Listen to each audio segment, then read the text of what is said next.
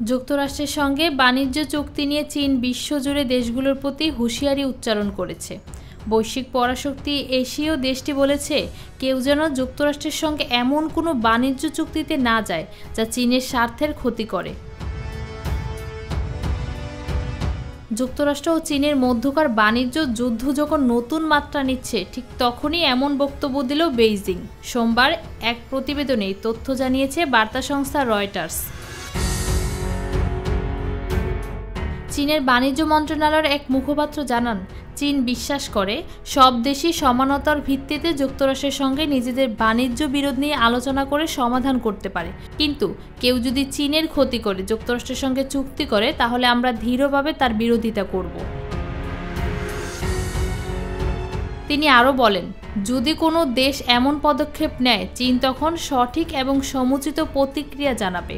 চীনের কাছ থেকে এই হুঁশিয়ারি এসেছে এমন এক সময় যখন মার্কিন প্রেসিডেন্ট ডোনাল্ড ট্রাম্পের প্রশাসন চেষ্টা করছে যেসব দেশ যুক্তরাষ্ট্র থেকে শুল্ক ছাড় বা ছাড়পত্র চাইছে তাদের যেন চীনের সঙ্গে বাণিজ্য সীমিত করতে চাপ দেওয়া হয়।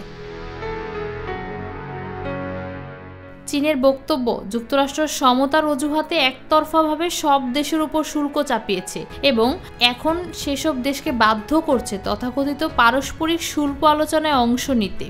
চীন বলেছে তারা নিজের অধিকার ও স্বার্থ রক্ষায় দৃঢ় এবং যথেষ্ট সক্ষম। সে সঙ্গে বেইজিং চায় অন্যান্য দেশগুলোর সঙ্গে একতাবদ্ধ হয়ে কাজ করতে। ইতিমধ্যে প্রায় 50টি দেশ যুক্তরাষ্ট্রের সঙ্গে বাড়তি শুল্ক নিয়ে আলাপ আলোচনা শুরু করেছে।